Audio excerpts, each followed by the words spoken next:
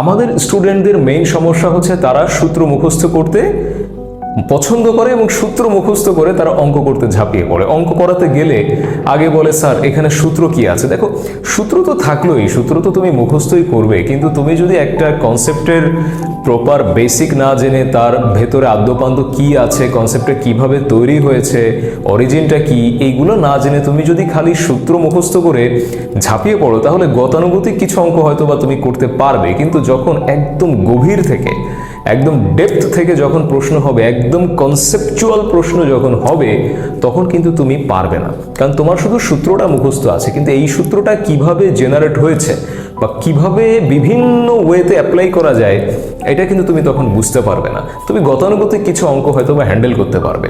এই জন্য প্রত্যেকটা টপিকের বেসিক ফাউন্ডেশন ভালো করে বুঝে, কনসেপ্ট ক্লিয়ার করে তারপর সূত্র মুখস্থ তো ডেফিনেটলি তোমাকে করতে হবে।